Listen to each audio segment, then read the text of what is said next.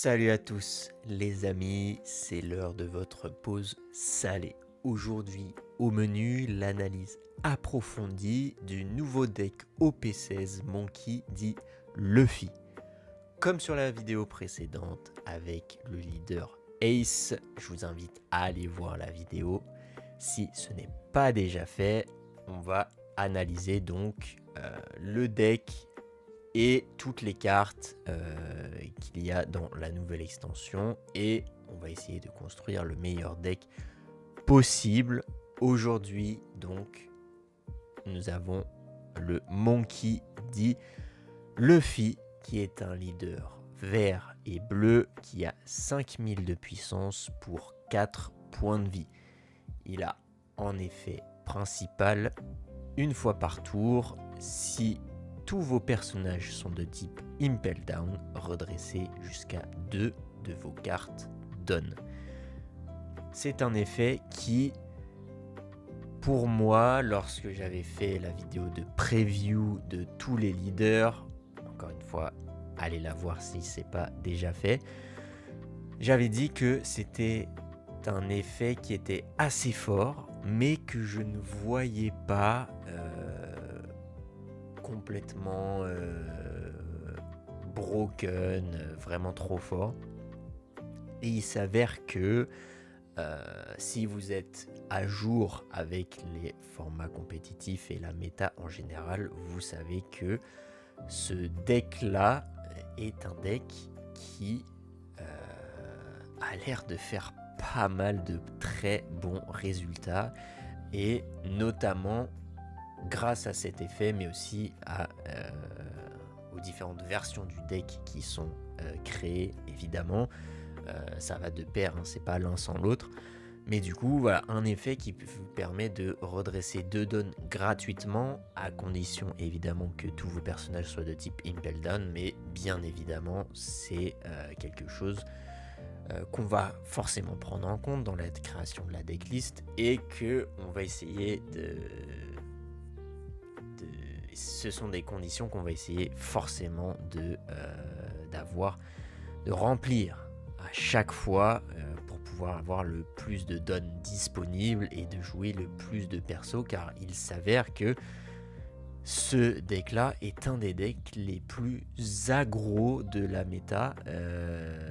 C'est un deck qui va prendre beaucoup de decks de vitesse, qui va prendre beaucoup de decks par surprise, car tout simplement les cartes à l'intérieur, les cartes et la façon dont on va jouer le deck, ça va être vraiment un deck très explosif qui va tout mettre dès le début, qui va, comme le nom de la carte qu'on va voir après, mais qui va vraiment aller à fond dès le début, qui ne va pas vous laisser respirer.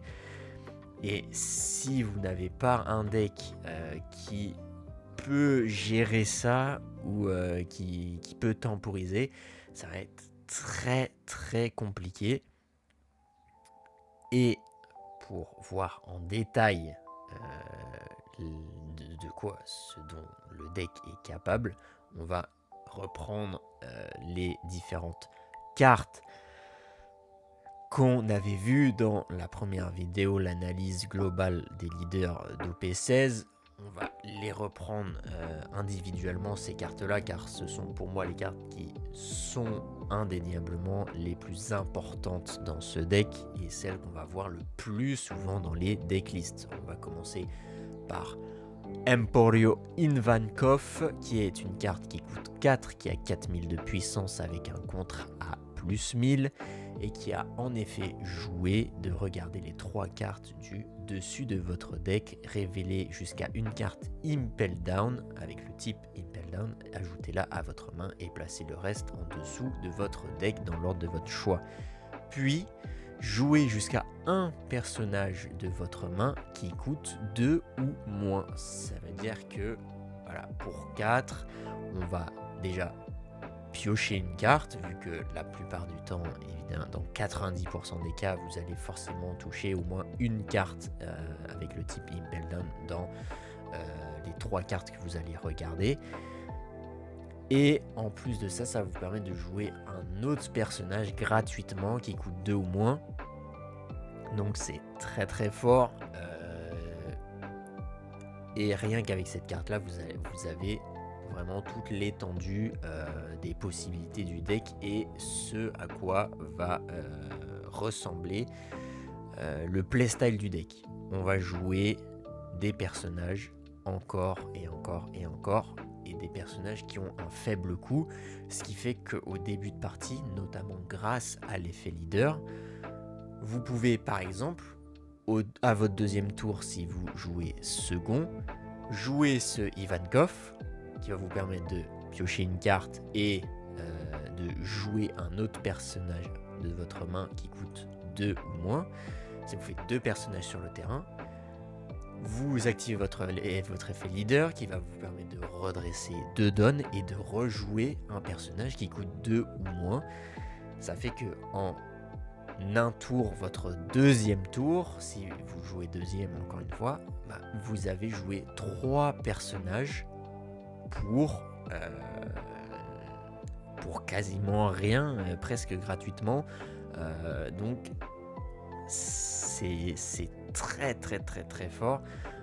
Vraiment un deck très aggro qui va vouloir vraiment tout défoncer dès le début de la partie.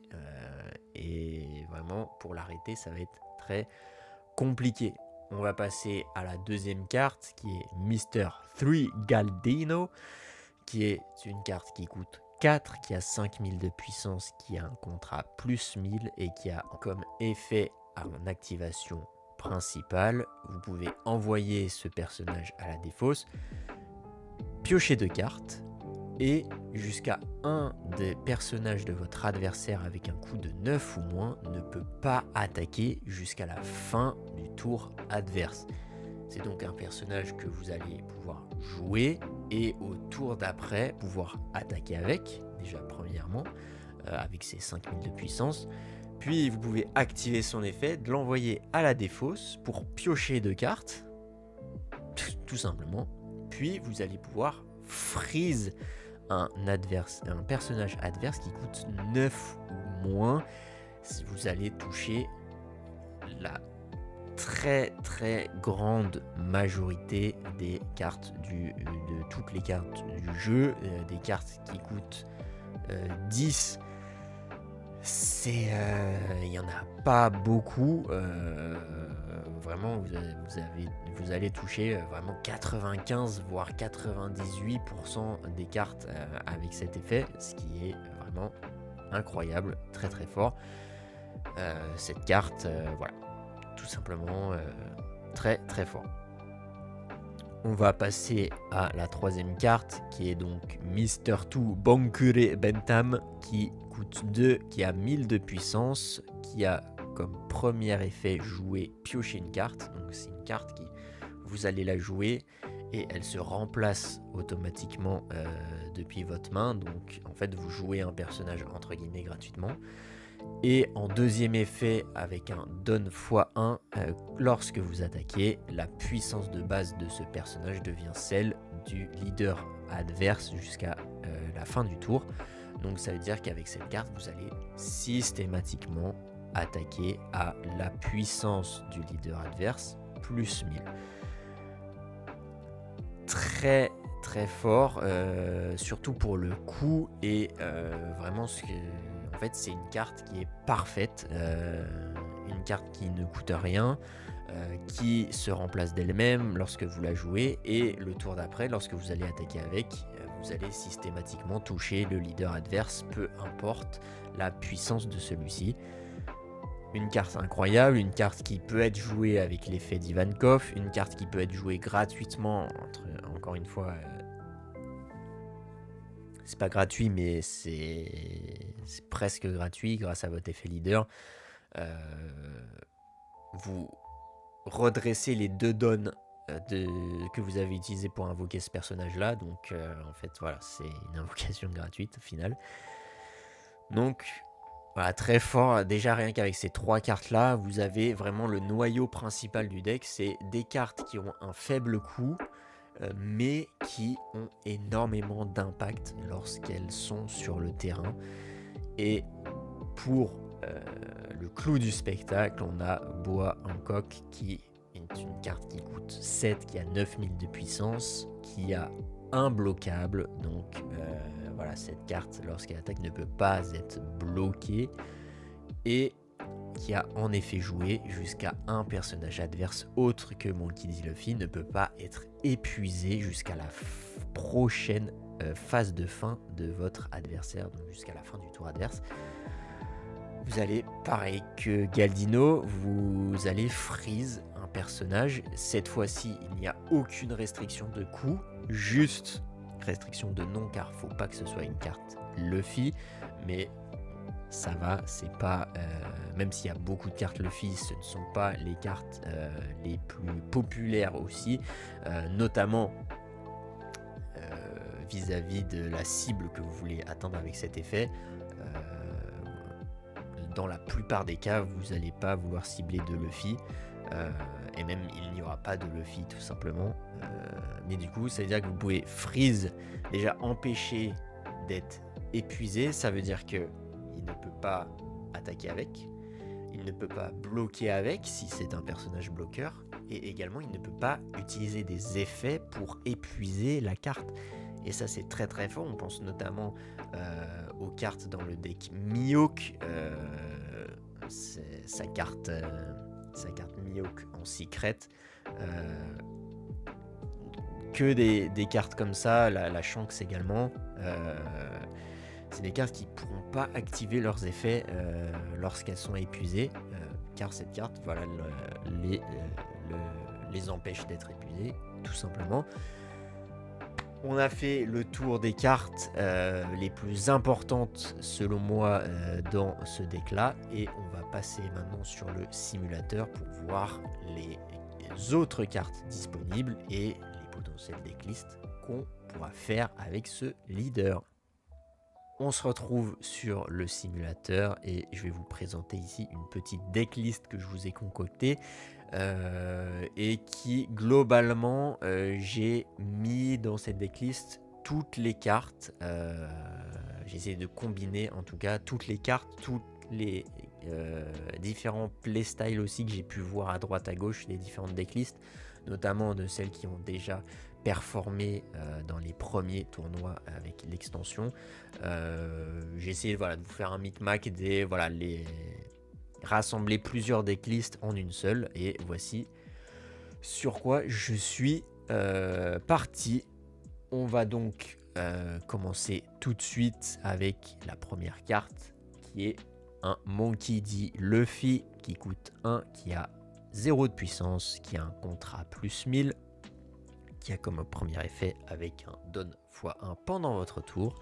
Ce personnage gagne plus 1000 de puissance pour chaque personnage de nom différent que vous contrôlez. Ce qui fait que en fait ce personnage là va pouvoir gagner en puissance très rapidement et facilement, et c'est un personnage à ne clairement pas sous-estimer. Avec le don x1, donc il aura toujours plus 1000 de puissance, et on va partir du principe que tous les personnages sur votre terrain ont un nom différent. Vous avez donc 5 personnages de noms différents. Ce Luffy se compte lui-même évidemment par cet effet. Donc si vous avez 5 personnages de noms différents, vous passez à 5000 de puissance, et avec le don vous passez à 6000, ce qui est très très fort pour un seul don d'investissement. C'est déjà, rien qu'en lisant ses premiers effets, c'est très très bien. Et en deuxième effet, jouer, vous allez regarder les 3 cartes du dessus de votre deck, révéler une carte avec le type Impel Down, ajoutez-la à votre main, puis placez le reste en dessous de votre deck dans l'ordre de votre choix. Donc c'est un Searcher qui, en plus de ça, vous permettra d'attaquer avec après. Donc l'utilité de cette carte est infinie, c'est un contrat 1000, ça coûte 1, vous pouvez attaquer avec après, et vous allez pouvoir chercher. C'est une carte très importante dans le deck, en x4, pour moi c'est évident.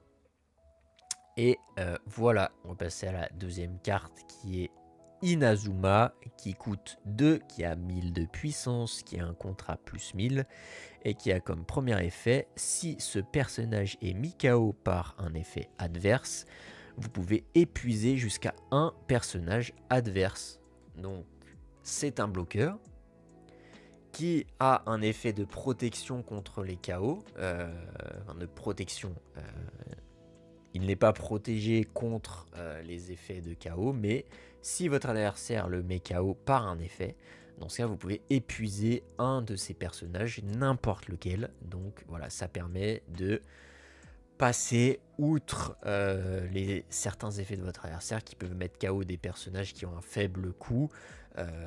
Donc ça reste très fort, et auquel cas cette carte-là se fait détruire par un effet, vous pouvez épuiser un personnage adverse. Et sinon, c'est un bloqueur. Donc, c'est parfait. Je l'ai mise en x3 dans le deck. Pour moi, on pourrait même éventuellement la mettre en x4. Peut-être en x2. Pour moi, le x3 est un très bon ratio.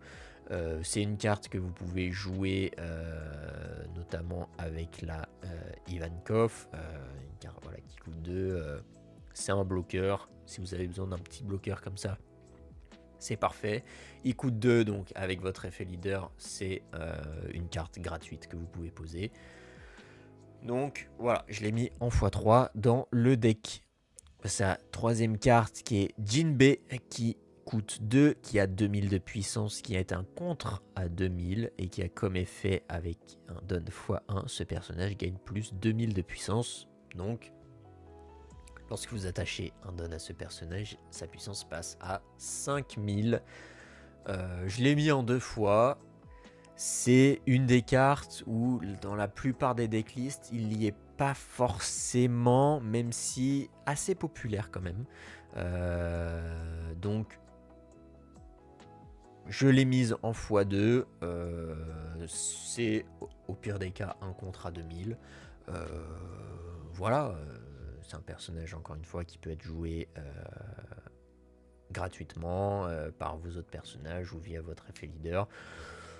Voilà, c'est gratuit. Voilà, j'ai décidé de le mettre là. Je sais que potentiellement, il y a plein d'autres joueurs qui ne la mettront pas. Pour moi, voilà, je trouve que c'est intéressant à mettre dans le deck. Carte suivante, Mr. 3 Galdino, qui coûte 2, qui a 3000 de puissance, qui a un contrat plus 1000, et qui a en effet joué, si votre leader a le type Impel Down, épuisé jusqu'à un personnage adverse avec un coût de 5 ou moins. C'est un effet, voilà, les effets, encore une fois, les paliers de coût de 5 ou moins, très important. Ce personnage là donc touche tous ces personnages là. Avec son effet, vous pouvez épuiser voilà, tous les personnages qui coûtent 5 ou moins. Pour 2. Voilà, encore une fois, je vais me répéter avec le nombre, le chiffre 2 dans cette vidéo, mais vraiment c'est vous allez vouloir jouer le plus de personnages qui coûtent le moins de ressources possible, et dans ce deck là le chiffre 2 est très important. Votre effet leader, vos personnages qui vous permettent de jouer des effets, vous permettent de jouer des personnages qui coûtent 2 ou moins. Voilà, encore une fois, effet. Son effet est très intéressant. C'est pour ça que je l'ai mis en x3 dans le deck. Je pense que dans une très grande partie du jeu, vous allez pouvoir et vouloir utiliser cet effet-là. Des bloqueurs notamment qui coûtent 5 ou moins, il y en a énormément. Donc voilà, pour moi c'est une carte assez importante pour être mis au moins en x3 dans le deck. J'ai vu beaucoup de decklists qui le mettent en x4 également. Voilà, éventuellement si vous voulez retirer un Jinbe, ou même si vous pensez que ce Galdino est plus intéressant que le Inazuma, pourquoi pas, ou même des autres cartes qu'on verra après, mais pour moi en x3 c'est un très bon ratio et je resterai comme ça. Ivankov, ouais, je vais pas vous relire la carte, on l'a déjà vu, carte très très forte dans le deck en x4 évidemment. Boa pareil, je l'ai mis en x3 dans le deck parce que ça reste quand même une carte qui est très forte, mais en x4 c'est peut-être un petit peu trop, même si vous avez beaucoup de cartes avec du contre. En x4 c'est peut-être un petit peu trop, pour moi en 3 c'est le bon ratio, donc voilà, c'est pour ça que je l'ai mis comme ça. Carte suivante, Mr. One das Bones, qui coûte 2, qui a 2000 de puissance, qui a un contrat plus 1000, qui a en premier effet un donne x1 pendant votre tour. Si vous avez 5 cartes ou plus dans votre main, ce personnage gagne plus 3000 de puissance. Un peu dans la même veine que le Luffy, c'est une carte qui va gagner en puissance très vite. Là, c'est par rapport aux cartes que vous avez en main. 5 ou plus, notamment dans ce deck-là, qui, je pense, va piocher énormément. C'est largement faisable. Je vais passer sur son deuxième effet rapidement, mais en effet, jouer, piocher une carte. C'est parfait. Vous perdez rien, et dans ce cas... vous pouvez voilà, toujours avoir des cartes dans votre main, piocher beaucoup, très intéressant. Et voilà, une carte qui coûte 2, encore une fois, qui a 2000 de puissance de base. Donc ça veut dire qu'avec son effet, plus le don, on passe à 6000. Très très fort. Donc voilà, tout simplement, en x4 dans le deck, pour moi, c'est indispensable. On passe donc à Mr. 2 Bonkre Bentham. Voilà, encore une fois, une carte que j'ai présentée juste avant. Indispensable dans le deck en x4. Vraiment sans hésiter. On passe à Crocodile qui coûte 4, qui a 6000 de puissance, qui a bloqueur et qui a en effet joué. Vous pouvez retourner un de vos personnages qui coûte 2 ou plus dans votre main. Et dans ce cas-là, jouer jusqu'à un personnage avec le type Impel Down qui coûte 2 ou moins depuis votre main. Donc en fait, tout simplement, vous pouvez retourner n'importe quelle carte, sauf le Luffy, vu que la carte doit coûter 2 ou plus. Mais sinon, à part le Luffy, toutes vos cartes coûtent 2 ou plus. Donc vous retournez n'importe quelle carte dans votre main.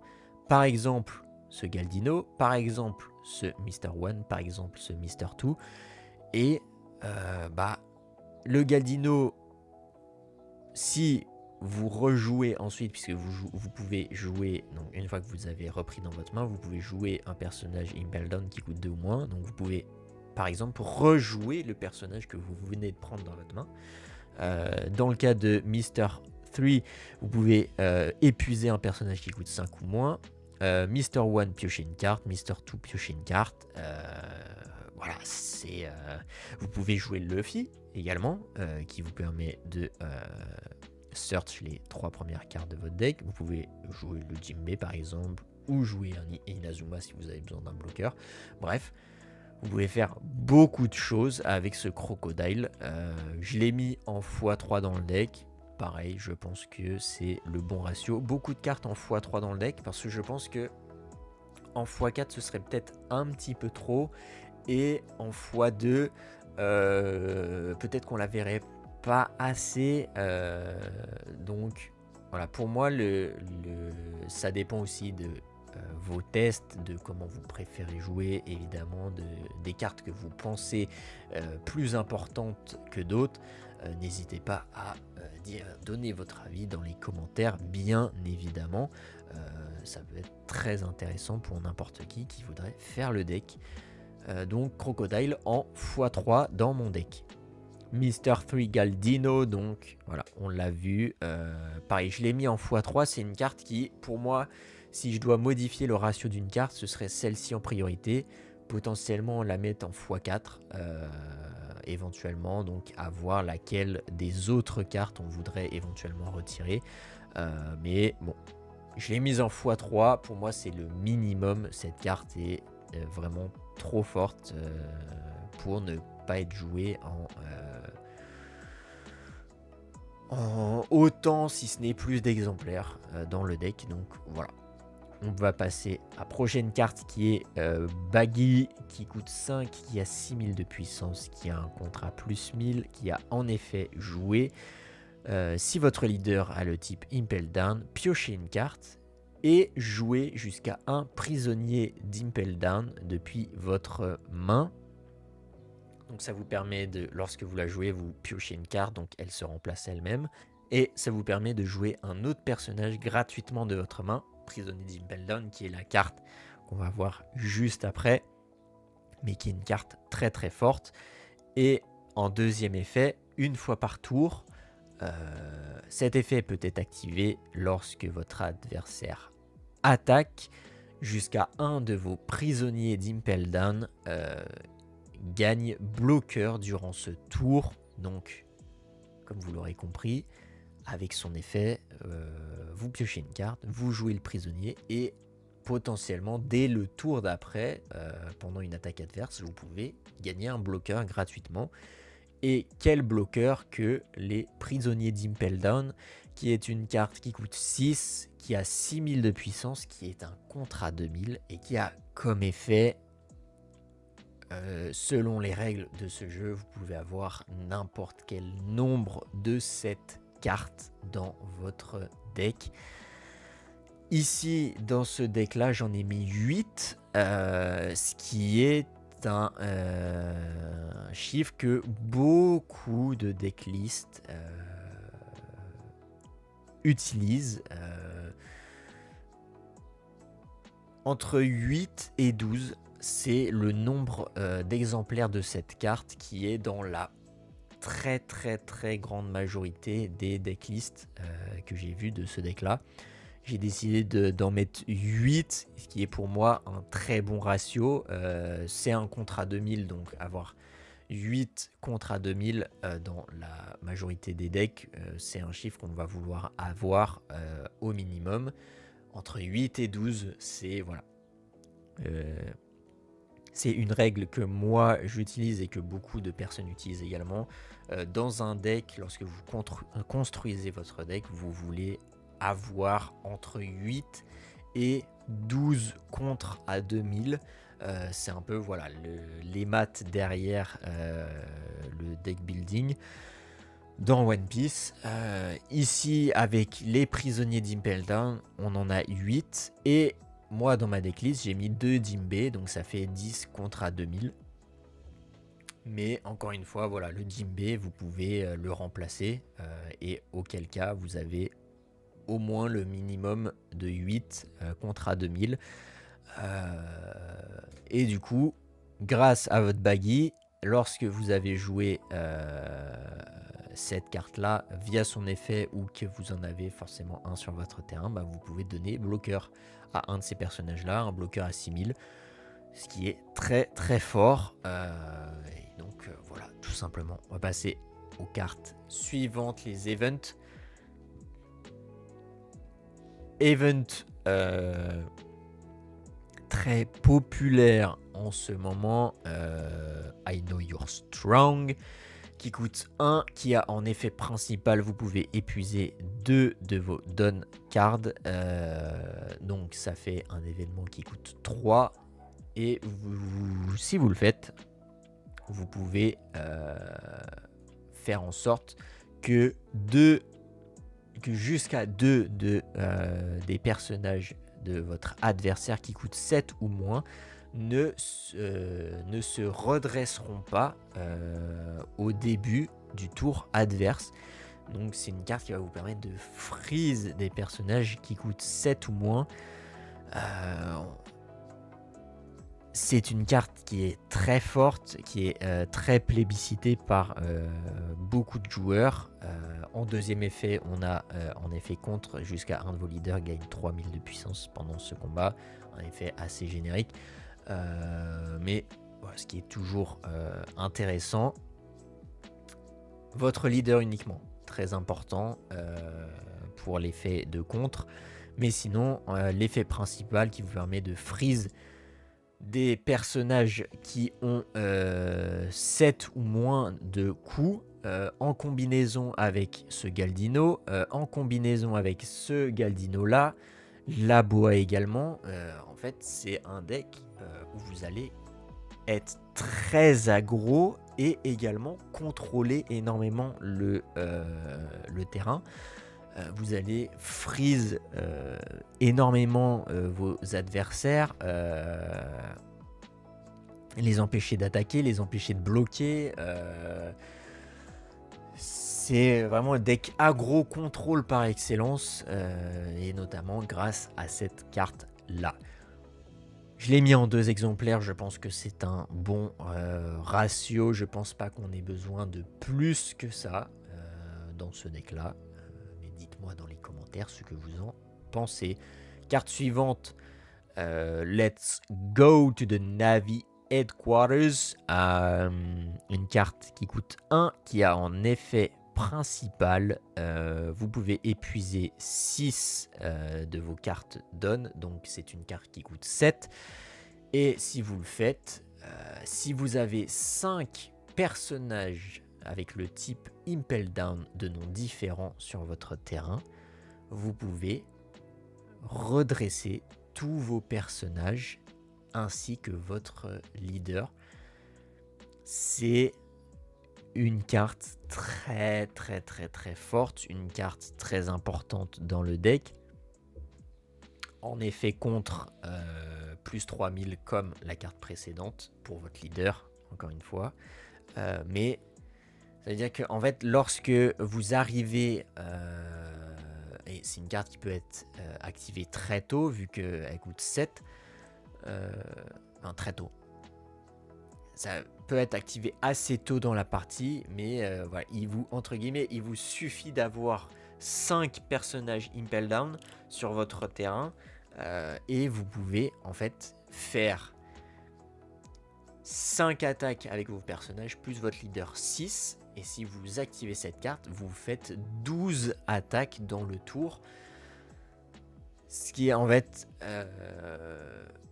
est absolument incroyable. C'est très fort.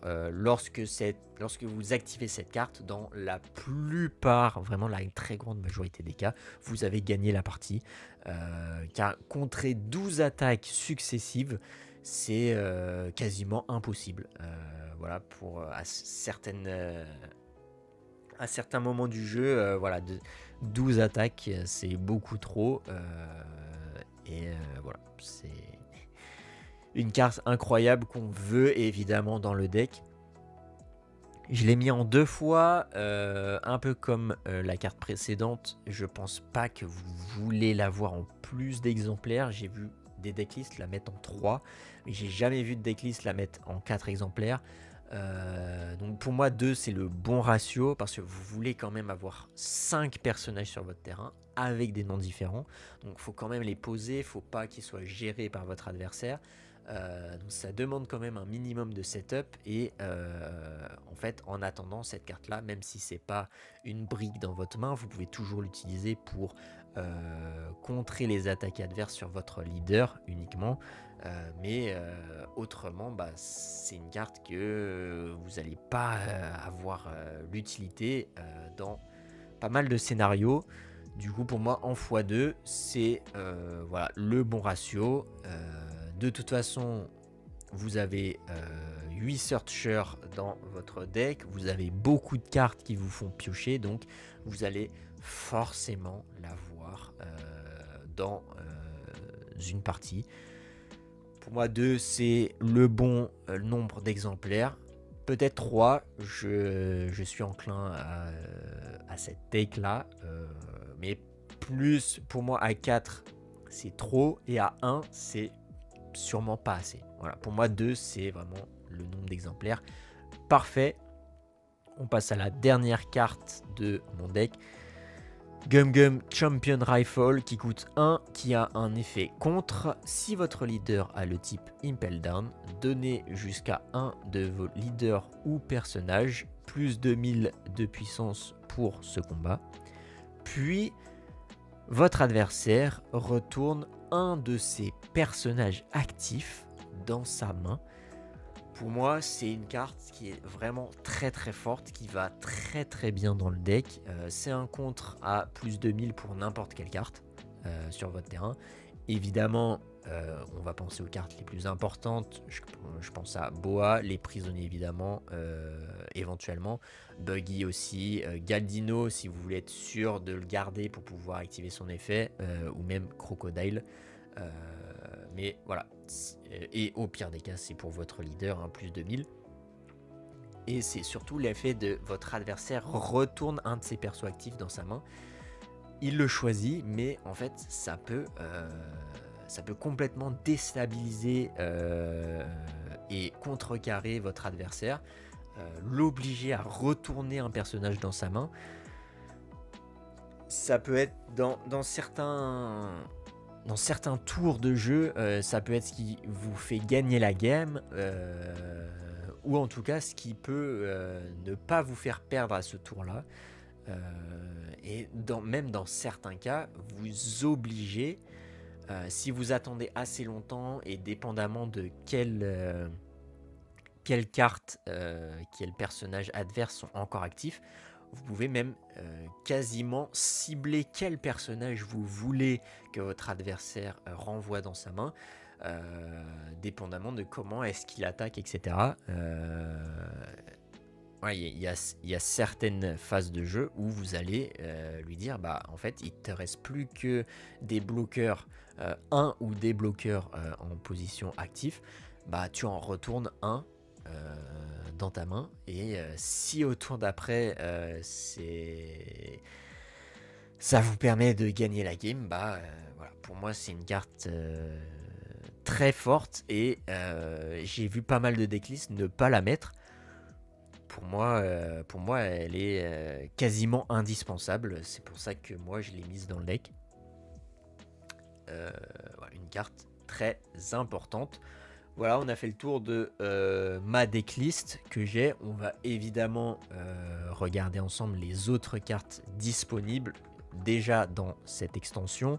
On va commencer par les cartes vertes. Donc on a Arlong, Inazuma. Il y a le duo Bunkov et Antlerkov. Je les ai pas mis dans le deck. Je sais qu'il y a certaines decklists qui préfèrent le mettre, préfèrent s'orienter vers une construction centrée et focalisée sur les cartes qui coûtent 2 ou moins, avec évidemment la Ivankov, le Galdino, le Crocodile qui restent là, mais typiquement j'ai vu certaines decklists qui ne jouaient pas le Buggy et qui ne jouaient pas les prisonniers d'Impel Down pour mettre à la place d'autres cartes, notamment Bunkov et Anterkov, pour encore une fois remplacer le prisonnier d'Impel Down, car ce sont des contrats 2000.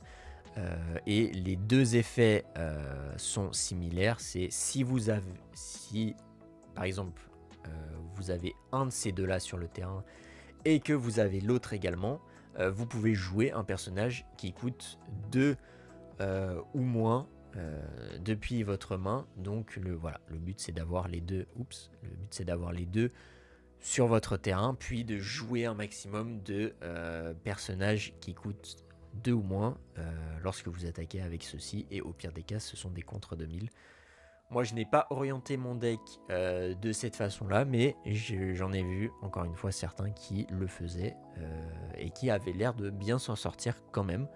Donc voilà, c'est pourquoi pas, ça peut être très intéressant. Il y a ce baggy là qui a un effet on KO de jouer un prisonnier d'Impel Down depuis votre main. Ça peut être intéressant, notamment si vous augmentez le nombre de prisonniers dans votre deck, notamment si vous passez à 10 voire à 12. Ça peut être intéressant de jouer un baggy. C'est-à-dire que systématiquement, vous posez la question à votre adversaire, est-ce que tu veux vraiment me gérer ce personnage-là? Auquel cas, bah, je vais jouer un autre perso instantanément sur le terrain pour le remplacer. Euh, Ça peut être intéressant. Je l'avais mis de base dans mon deck, mais je me suis dit, avec entre guillemets seulement 8 copies des prisonniers dans le deck, c'est peut-être un petit peu faible, mais encore une fois, si vous augmentez le nombre de prisonniers, bah, pourquoi pas inclure ce baggy là, ça peut être très intéressant. On a ce Morlaix également qui a comme effet déjà imbloquable, donc très intéressant de base, et qui a en premier effet, si ce personnage doit être mis KO, vous pouvez épuiser 2 de vos cartes à la place. Pourquoi pas? En fait, pour moi, la Boa est beaucoup plus intéressante, même si cette carte-là coûte moins cher, qui a même un contre plus 1000 en plus, et qui peut se protéger d'un éventuel effet de KO, là où Boa ne pourrait pas. Mais voilà, moi je préfère Boa à cette carte-là. Je pense que le parallèle va être fait pas mal de fois, donc voilà, moi je l'ai pas mis dans le deck, mais pourquoi pas, ça peut être intéressant. On a ce Mister 2 là qui a un effet joué d'épuiser un personnage adverse qui coûte 4 ou moins. Donc un peu le même principe que ce Galdino là. Lorsque vous le jouez, voilà, vous épuisez un personnage 4 ou moins. 4 ou moins, c'est moins fort que 5 ou moins, forcément. Vous allez toucher moins de personnages, mais c'est quand même très intéressant. Et en effet, lorsque vous attaquez, même effet que notre Mister 2 bleu, sauf que vous n'avez pas besoin de don pour ce Mister 2 là. Donc ça peut être intéressant. Il coûte 4, là où celui-ci coûte 2. Vous piochez une carte, celui-là épuise un personnage. Pourquoi pas? Pareillement, j'ai vu des decklists le mettre dans le deck. Pourquoi pas, quoi qu'il arrive. En fait, un personnage qui pour moi a un effet en attaquant de copier la puissance de base du leader adverse, pour moi c'est toujours très fort, très très intéressant à avoir dans le deck. J'ai pris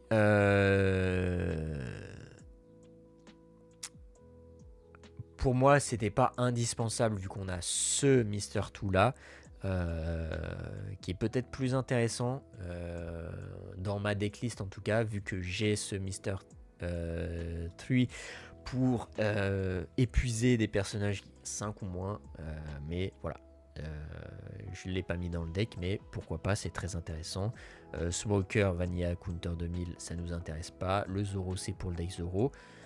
On a ce Trafalgar Law qui peut être très intéressant. Alors, l'idée derrière, donc Trafalgar Law, c'est un personnage qui coûte 8, qui a 9000 de puissance, qui a en effet joué jusqu'à un personnage épuisé, un personnage adverse épuisé ne se redressera pas pendant le tour adverse.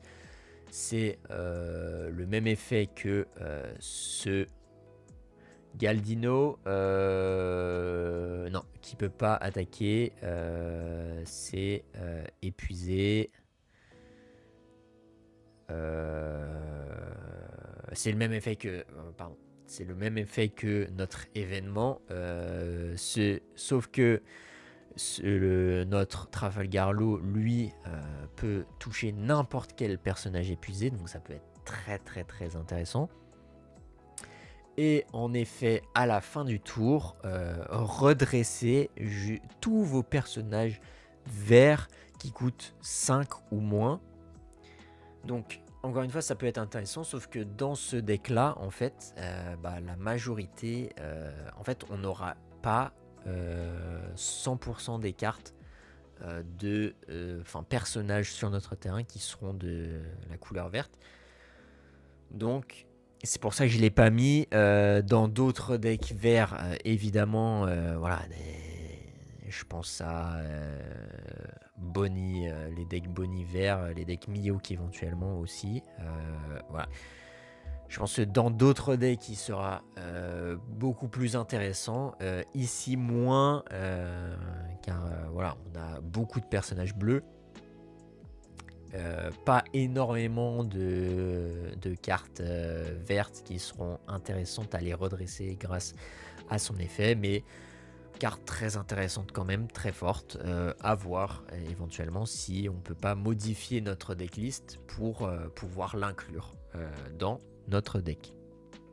Donc cette carte qu'on a déjà vue, on a cet événement là, le Twin Jet Pistol qui coûte 1, qui a en effet principal jusqu'à un de vos Monkey D. Luffy gagne double attaque pendant ce tour. Donc c'est carte Monkey D. Luffy, donc ça peut être un personnage ou même votre leader, donc ça fonctionnerait dans ce deck là. Puis si votre leader a le type Impel Down, épuisez jusqu'à 2 personnages adverses qui coûtent 4 ou moins. On a un effet déclenchement qui vous permet d'épuiser le leader adverse, donc pour certains, dans certains cas ça peut être très très fort. J'ai décidé de ne pas le mettre dans le deck parce qu'on a mieux, tout simplement, et que en fait ça reste une brique. Double attaque c'est très bien. Je pense que dans une decklist où on va vouloir jouer beaucoup plus aggro, notamment la decklist où on joue principalement des personnages qui coûtent 2 ou moins, ça peut être très très très intéressant de pouvoir vraiment être agressif le plus rapidement possible.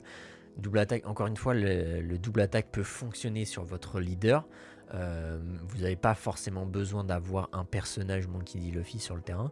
Non, votre leader qui a double attaque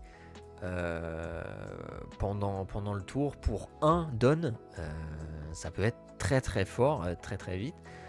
Donc éventuellement une carte assez forte à envisager dans le deck. Pourquoi pas, clairement. En dernier événement de la couleur verte de OP16, on a Hammer Rifle qui coûte 1, qui est en effet principal si vous avez un Monkey D. Luffy et un Mr. 3 Galdino sur votre terrain, jusqu'à un personnage adverse épuisé avec un coût de 6 ou moins ne se redressera pas lors du tour adverse. Et un contre pour votre leader à plus 3000. Je ne l'ai pas mis parce que la restriction quand même, même si votre leader compte pour le Monkey D. Luffy, vous devez avoir un Mr. 3 sur votre terrain, donc soit lui, et vous n'allez pas tout le temps l'avoir. Donc ça peut être compliqué, ça reste quand même, voilà, vous allez pouvoir freeze un personnage qui coûte 6 ou moins, mais encore une fois, nous avons cette carte-là qui touche même des 7 ou moins. Ça coûte 3 dons. Cet événement-là coûte un seul don, mais vous devez avoir au moins un Mr. 3 sur votre terrain, ce qui n'est pas forcément le cas.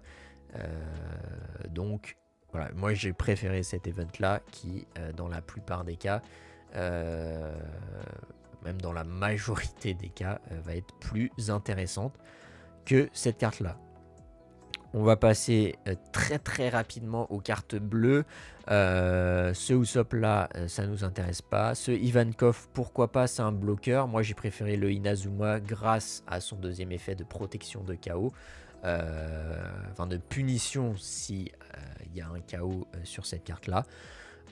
Mais voilà, un autre bloqueur éventuellement à ajouter au deck, c'est toujours intéressant. Il y a ce Luffy là qui vous permet en activation principale de donner un don épuisé à votre leader ou un de vos personnages, ce qui peut être très intéressant, notamment avec si vous donnez un don à ce Luffy, ce Jinbe, ce Mr. One, ce Mr. Two là, votre leader aussi. Donc voilà, une carte qui pour moi est dans les top priorités en carte à ajouter dans le deck, parce que en fait donner un don épuisé gratuitement, ça peut être très intéressant, notamment quand vous allouez des dons à autre chose.